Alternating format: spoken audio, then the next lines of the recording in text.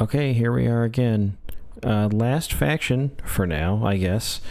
We're doing Resistance, the top 3 ships for Dropfleet 2.0. We each pick 3. So there's 9 ships. You can figure out that math. Let's just get started. Okay, so the one I picked for 3rd place is the Newton. It's not that different from its original iteration. I just really like it. Bombardment has like a hidden benefit of you can shoot at ships, descent ships, at the base lock value, is that right? And then if you do bombardment like a drop site, then it gets 2 better. Yep. So it's really good at shooting at a drop site, and it's fair at shooting at a descent ship, but it's 3 damage base, and then its alt version is 3 core damage, which I know Andrew's all about that stuff. Can't get enough. Yeah, Newton basically just got a little bit better with the changes to bombardment. It could already do bombardment pretty well. It could also do anti-ship pretty well. But now it can also do anti-atmosphere. Plus, no one wants to like fool around with satellite tokens. Just do 3 damage. Core. Yeah. Okay, and then Andrew, you picked the light cruiser? I picked the light cruiser. All right. The 2 setups for this thing. Obviously, versatility is great. You could just put all fighter bombers on it and then slap a bombardment turret, or maybe just the artillery cannon. So max group 3 gets you, I think the magic number for bomber wings is 12. If you can get to 12, then it's worthwhile to do. And this gets it in 1 group, if my math is correct. Yeah. So you go double fighter bombers, artillery cannon turret, 3 of them, 12 bombers a turn. Yeah, but how much does that set you back? It's about 150 a ship. It's the most efficient. I think it's less than 40 points per launch or something like that. That's so goofy. I suppose that's kind of always been the case though with Resistance. Here's my alternate one that I was thinking about. I just thought of this one before we started this videos. You instead go for all bulk landers. So you essentially get 12 bulk landers, okay? And then you go from bombardment turret, because then you got some anti, whatever in atmosphere. Because here's the key: you get 3 of them, you string them out. Coherency is 6 inches. That's an 18-inch line going down the table. You take the faction admiral, so you get the regeneratability, and you purposefully go into atmosphere. Oh. And you basically probably you probably have like 3 drop sites, and so you can just lead ship and just dump 12 battalions into 1 drop site 1 turn. You're in atmosphere, drop 12 in another one, or 6. Who cares if 1 is there, right? And you just regenerate it. Oh no, you roll a 3. That's fine. Fine. Leave atmosphere. If you roll poorly on that, you'll actually be gaining hull with the regenerate admiral ability and damage control, because you'll be getting +3 total. Yeah, and you lose a drop turn, but whatever. Like, who cares? You're not dead. You're still there. Right. Next turn, you're still going to drop 12. You can't ignore them. They're not dying. No. Oh my goodness. This is so silly. I'm on board. And they're 9 hull. Yeah, 9 hull. They're pretty fragile, though. Well, yeah, but it's still funny. I don't know. I'd have to run the math. Like, Corvettes, they're going to be the bane. Like, Corvettes are going to be the bane of these things. Anything happening. Yeah, but you're going to force their hand. I mean, if their Corvettes have to deal with these, then what about everything else? Yeah. If all your glass are going to kill Sky, they're going to go for these. Yeah, that's true. And everyone said my pick for the glass was wrong. I mean, look at how many numbers are on this sheet. Oh, I'm wrong. The range is 12 inches though. It's not 18, because it's 1, 2, 3. The midpoint. So 12 inches still going to get you a big range. because bulk landers. Okay. The medium cruiser, and you said with bombardment and a scanner array upgrade? Yeah, I trust people to figure out what builds are and aren't going to work, but I wanted to highlight the new bombardment turrets. Because I like that they only had 2 shots before, now they have 3. That's like the only change, but that actually makes them go from mediocre to being amazing. I feel like they were very rarely used in 1.0. Now you'll definitely start seeing them more, not just because they're better, but because of the changes to bombardment. So what you'll do is you'll take 3 of them on a medium cruiser with a scanner array, and you just weapons free. You now have more firepower than a Madrid, even if you cost like 20-25 points more. It's pretty wild, I think, at least. So it would be too powerful, but I really want the XN31 mass driver to have core type. You're a madman. That would be crazy. Like only give it like 1 attack, you know, but just a little. Come on. I think in this edition, scanner array is going to get taken a lot more, just because how scenery works. Yeah. And probably also because you'll have to choose now between scanner array, ablative, or drive refit. You can't have all 3 on one ship. You can only have one structure. I'm not sure how I feel about that, to be honest. I feel like it was already like a self-balancing problem, because you're giving up an entire weapon slot if you take a structure. Yeah, I don't know about that either. It's okay. I feel like it's going to make whatever you pick for the structure really dictate the rest of the ship. Yeah. And have like more serious flaws to account. Yeah. It's fine. You can still balance it that way. Okay, the best ship in the entire game, I don't care what anyone says, it's the Senator. I am calling the UCM Geneva Convention. You're trying to do war crimes, sir? I'm not trying to. To be fair. Yeah, in my headcanon, these little blue orbs on the side of the ship, the 3 little blue orbs, those are just observation decks so they can watch the virus bombs. You know, like on That's vacation. What all the they're just there to make sure we're doing the war crimes properly. That's all. Yeah, well, I mean, if you're gonna have an observer. If you're gonna do it anyway, you might as well get the entertainment value.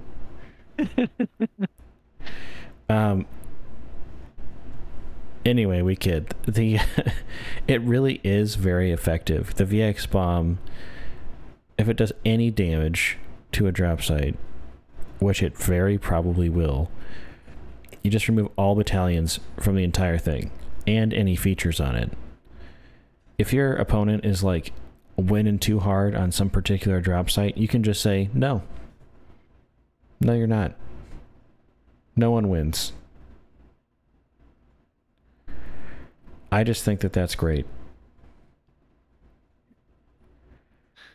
Yeah. Not that I would recommend it, but you can fire bombardment weapons at other ships now, so you could potentially do war crimes in space if you tried really hard with that VX bomb. Hitting like a descent ship with one of these. Oh, it's comical. It doesn't even need to be a descent ship. You can just fire it normally in space. I know it doesn't need to be, but I think imagine hitting like one glass with these. Just super overkill. It's not focused, so you would kill multiple glass potentially. Yep. Up to 3 even if they fail their 3 saves, and you make all your hits.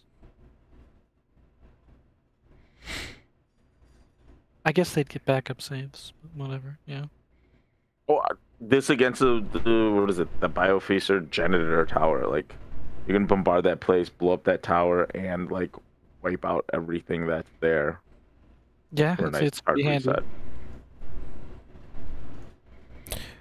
I like that it can show up late for the hard reset. Yeah. Like, you don't even have to try for it. You could just be like, yeah, we'll just reset this, and go ahead, try it again. Yeah. So the SWACs, how does this work? Enemy ships within 12 inches of this ship Maybe okay, so it's like a range extension based on it. Yeah. How close do the friendly ships have to be to this ship? Because are you just saying any? Oh, I get what you're saying. No, just as enemy ship has to be within 12. I assume it's also 12, but it's not clear. Basically, so this is for close action weapons only. It's trying to help them get on target by basically using them as a spotter. Because instead of being limited to scan range, you can now use scan plus signature range. So it's whatever your scan plus sig range is, as long as this ship is within 12 inches of the target ship. So within 12 of this, and it's scan plus sig. For the other ship, because normally you just scan for close action, but in this case, it's using them as a spotter, I guess. So it's not really long range, but you can have like medium range type A. Yeah, basically. Yeah. It's kind of weird. I'm not mad at it. It's not what attracts me to this ship, but it's fine. Funnily enough, it had detector originally, and I think that would actually be a decent trade back between that and Swax. If it got its detector back, that's what the domes were originally for. It was a detector ship, but it wasn't very useful. They swapped it out. Yeah, but resistance detectors, those are just windows and like guys with binoculars. They're not like sensor domes. That Galileo is freaking ridiculous. Yeah. It's a very good pair of binoculars. It's actually a monocle. Thank you. Okay, so the Collins. Yeah, it didn't have fighters and bombers launch one. It now does, and while it's unfortunately very expensive because of that, I think this is exactly the fix the call needed. Because it didn't lose its support ability, where you're buffing fighters nearby, and now can just launch its own fighters too. So that's pretty great. I believe rapid drop is a weird thing where it lets you drop your launch assets before you move, or any time during your move instead of just after like normal. Yes, I believe so. Yeah, I think a lot of people are going to be happy with this one.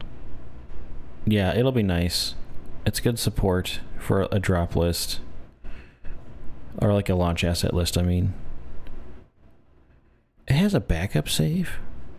Dude. Yeah. Yeah, all the destroyers do. They're really tanky.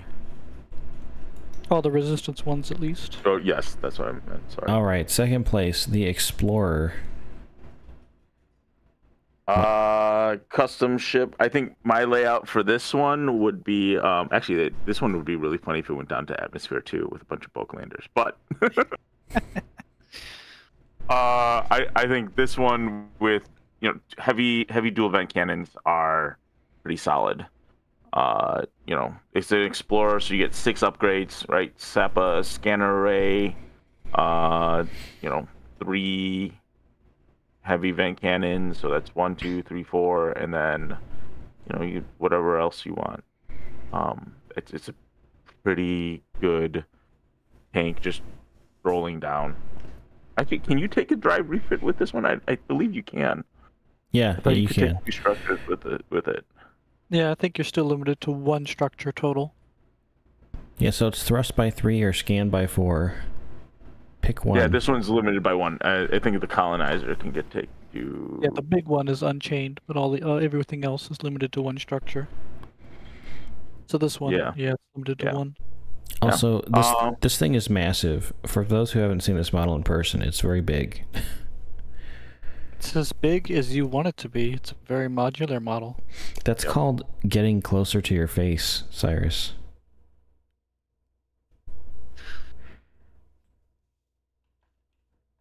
No? Nothing for that one? Okay.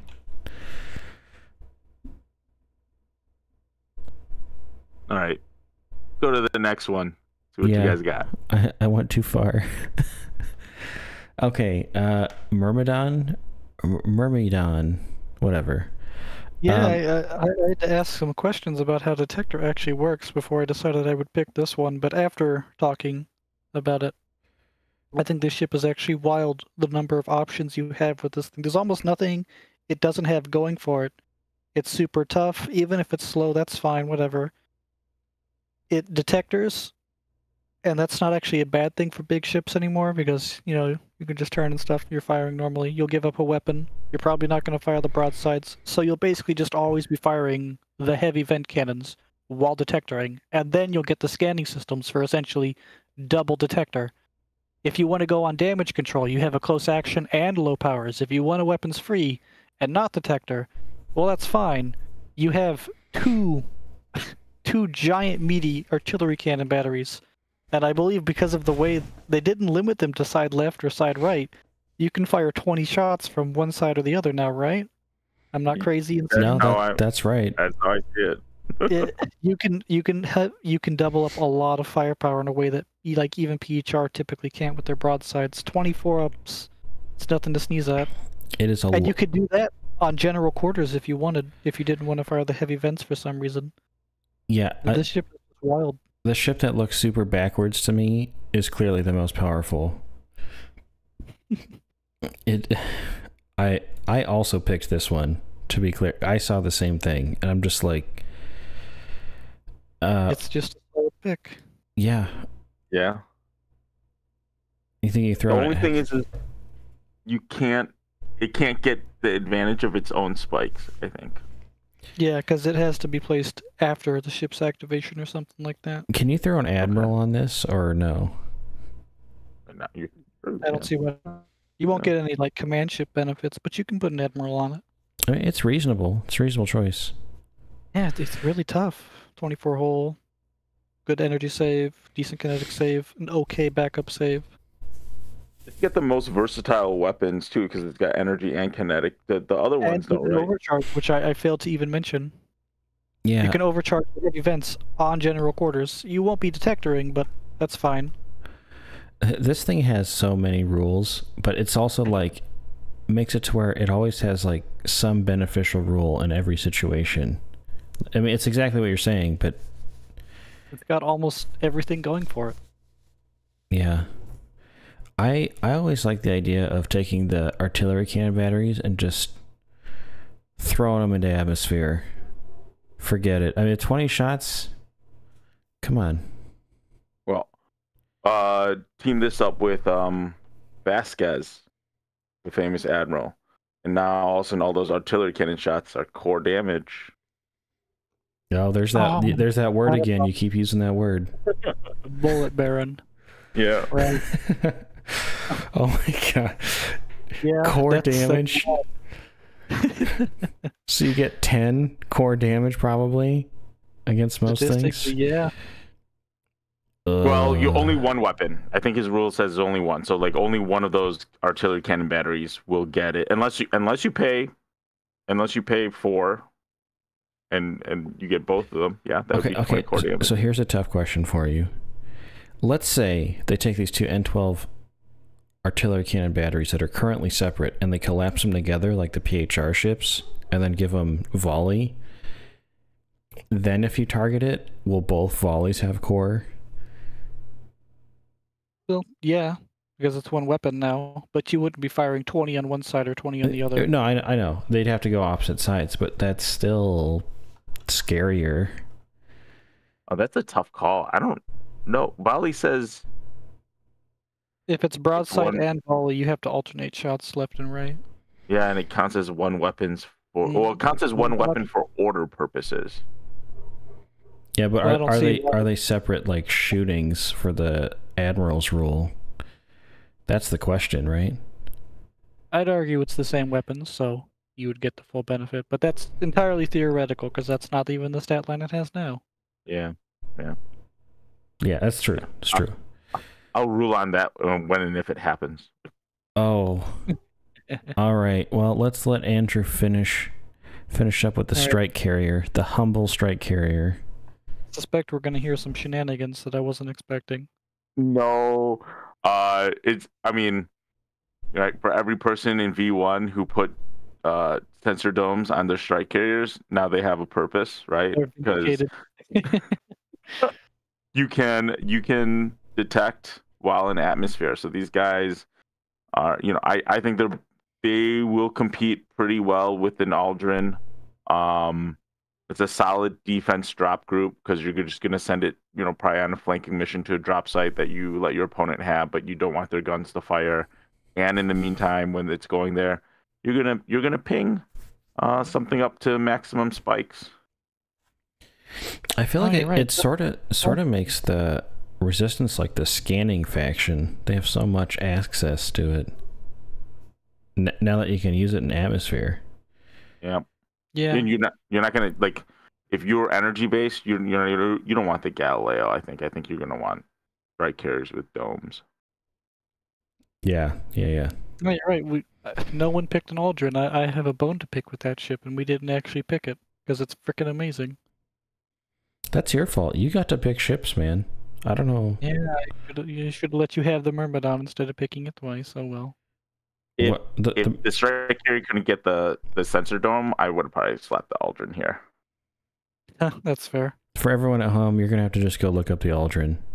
Sorry. How many times do we have to teach you this lesson, old man?